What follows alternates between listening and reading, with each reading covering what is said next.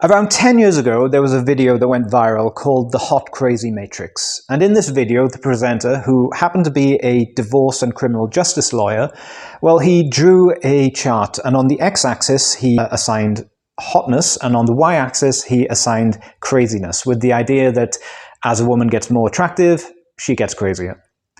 And he talked about the sort of women you might meet at various points in this chart. Now, a lot of people found this very offensive and objectifying and oversimplistic, but those people completely ignored the chart he made about men. So it was a very sex-selective sense of offense. I don't think we need to discuss what is offensive or not. I think we need to discuss what is true about this, what is true in the humor, and what nuanced understanding can we take away from it. Anyway, I want to walk through the chart during this video. I'm going to play it on YouTube now, and I'm going to pause it at various points and talk to you. Okay. Okay, so this is the Universal Hot Crazy Matrix. It's everything a young man needs to know about women. I've developed this on my own over 46 years of living on the earth. So this is how it works.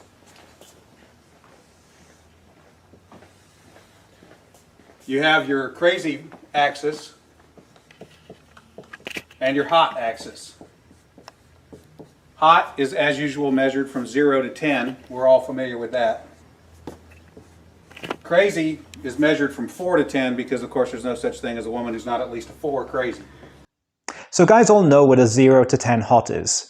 And despite feminist ideas that, well, it's just social conditioning, that men are conditioned to find women of conventional beauty standards attractive, there's actually a lot of sociological evidence that the vast majority of men in the vast majority of cultures have a lot in common. It's coming from evolution. It's come from our DNA, not through social pressures. And I also think there's less variance among men about what they find hot versus what women. Like some women will be like, oh, I only like guys with blonde hair or only like guys with dark hair, and they will not really find a guy who's not their preference that attractive. Whereas I think for men, we don't care if a girl is tall, short. I mean, some have preferences of like big boobs, small boobs, big ass, small ass, whatever. But most guys can agree when a girl is hot, she is hot. And when a girl is not, she is not. And we know what makes a girl not hot, and we know what makes a girl hot. And about that crazy line. Now, some of this is just coming from the fact that women think differently than men.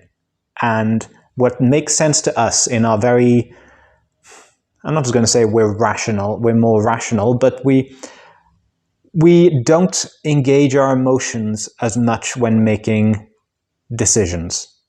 And I think that makes women seem crazy to us. The fact that we communicate very simply in terms of facts and small pieces of information about our perception of the real world, whereas women are much more engaged in what they feel about situations. That's the story. There was another video that I won't cover here. It's called "It's Not About the Nail," and it showed a man and a woman having an argument, and she said, oh, I keep on getting these headaches, and for some reason all my sweaters are getting snagged. And then the camera turns, and she's got a nail in her forehead. And all she wants him to do is just acknowledge how difficult her circumstances are and to sympathize with what she's going through. And he's just thinking, if we just take that nail out of your forehead, everything's going to get better. So this is the way in which women seem crazy to men, and men just don't seem to get it for women. So yeah, let's continue. So you got 4 to 10.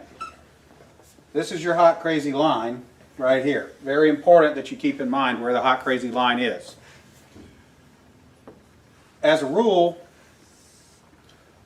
this is your no-go zone. We do not hang around and date and marry women who are not, at least in our mind, a 5. So this is your no-go zone. You don't go here. We just rule this out. Life is better this way. That's the way it is. All right. So in this part of the video, he's making the point that you can't convince yourself to be attracted to someone that you're not. You can't think, oh, she's a really nice girl, and if I hang around her enough, I'm going to be long-term sexually attracted to her. I mean, there is some biology that just wants to spread the seed to wherever it can go, but that doesn't mean that you're going to have a lasting attraction to her. So if you don't find her sexy, don't try to date her. It's just going to hurt her more in the long term. Anyway, let's continue.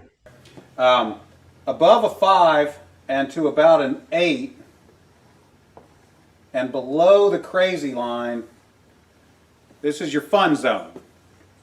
You can hang out here and meet these girls and spend time with them. That's your fun zone, but keep in mind when you're in the fun zone, you want to move out of the fun zone to a more permanent location.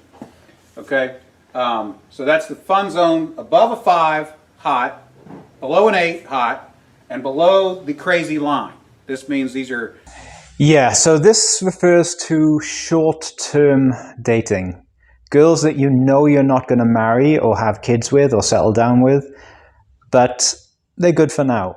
And this is something I wish women knew about. I think the same dynamic exists among men. I think there's the Mr. Right now, who is definitely not Mr. Right, but he's hot, he's cute, and one thing leads to another, kind of that sort of guy, versus the type of guy that they think would make a good husband. But just because a guy has sex with a woman, it doesn't mean that he considers her relationship material. And I think it's tragic that women think that, okay, if I exploit my sexuality, if I show more flesh, if I give sex more quickly and more easily, I might secure the type of man I want, but it doesn't work like that. It really doesn't. And actually, the type of woman that a high-quality guy who has his stuff together is the type of woman he'll want for a long term to be the mother of his children, is not going to be someone who's leading with sexuality, someone who's going to get a lot of short-term attention from a lot of men. But that doesn't translate into long-term. So like he says, guys are going to be moving out of this zone in the long run. Above the danger zone, above the crazy line, we have the danger zone. This is your redheads, your strippers, anyone named Tiffany. This is hairdressers. This is where your car gets keyed. You get a bunny in the pot. Your tires get slashed, and you wind up in jail. Now we have some.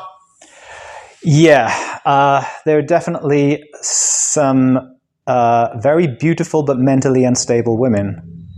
Now, this is another tragic point, actually, that women who had a lot of sexual attention from when their minds were still children, their bodies may have matured into womanhood, but they had more attention than they really could handle at far too young an age. And I think this really traumatizes women and makes them think that their value is in their sexuality. And that trauma, if untreated, comes out in relationships.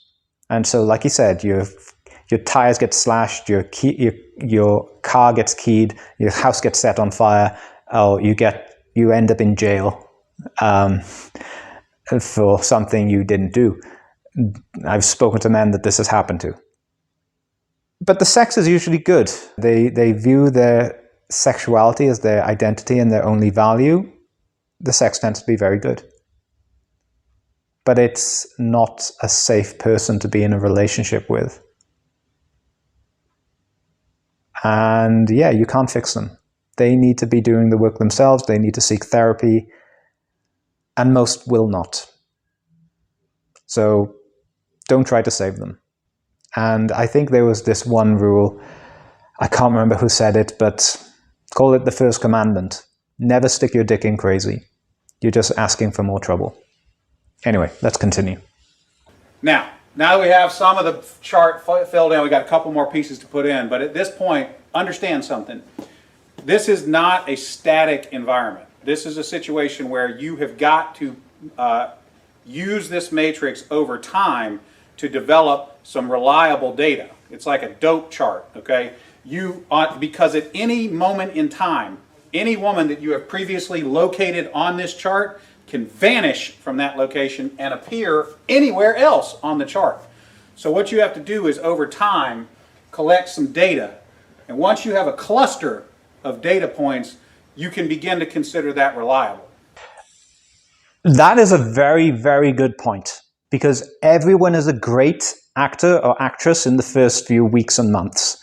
And someone can behave like the perfect woman, and you think, wow, this is my future wife.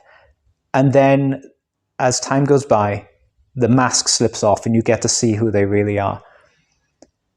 So, like you said, collect data over time, but also collect data over moods, over bad experiences, over arguments. You don't really know a person till you've gone through something really difficult with them. Who are they at their worst? Well, that's who they really are. Let's continue. Now, moving on, you have this zone here. This is below the crazy line, above an 8 hot, but still, about a 7 crazy. This is your date zone. You can stay in the date zone indefinitely. These are women that you introduce to your friends and your family. They're good looking and they're reasonably not crazy most of the time. Okay, so you can stay here indefinitely. I think I agree with that. I don't think there's anything controversial about that. Someone who is very attractive, who you can get on with, is someone that you should consider for a long-term relationship. Let's continue. Now, above an 8 hot and between about a 7 and a 5 crazy, this is your wife zone. Okay? When you meet this girl, you should consider a long-term relationship. This zone is not scaled to size. This is a representation and not an actual. This is not a pie chart showing you how many of these people are out there. This is simply a representation of what you're after. You want to be 5 to 7 crazy, above an 8 hot. That's your wife zone. Okay, maybe I jumped ahead a little. It looks like he's talking about fun zone being hookups, date zone being short-term dating, and wife zone being long-term dating. Most of my points still stand. Wife zone, the difference between date zone and wife zone is more emotional stability and more predictability in personality. That seems reasonable. Okay, now, below a 5 crazy and above an 8 hot, this is your unicorn zone. These things don't exist. If you find a unicorn, please capture it safely, keep it alive. We'd like to study it and maybe look at how to replicate that. Okay? Explaining this to a guy. Yeah, I thought I found a unicorn before, and it turns out that she was much higher in crazy than I thought, with extremely, probably a very well-hidden borderline, very well-hidden set of borderline traits in terms of like extreme, quickly going from love bombing to abandoning. If you think you found a unicorn, please continue to collect data. Don't invest too much, no matter how beautiful and amazing she seems. No matter how much you think you found everything you thought you could ever want, give it time. Take time to know her, as the song goes. You don't know her until you've been through something tough together. Remember that. So I was explaining this to a guy one time, and he said, wait a minute. I met this girl, and she's like smoking hot. She's like at least a 9, and she's chill. She's totally cool. She's like not even a 3 crazy. I said, you're telling me you've met a girl, she's a 9 hot, and she's like a 2 or a 3 crazy? He said, yeah, man, I like her a lot.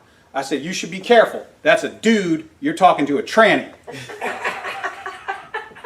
So you got to be careful, because down here below a 4 crazy and above an 8 hot, you're probably talking to a dude. That is the universal hot crazy matrix. Yeah, I've never experienced that being a real danger, but maybe I don't drink a lot, so I don't know. Maybe with alcohol.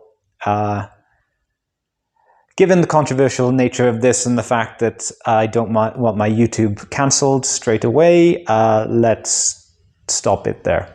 Anyway, I hope this video has been interesting to you. If you've got any more thoughts, leave them in the comments. Let's have a discussion. Anyway, thank you very much for listening. Speak to you soon.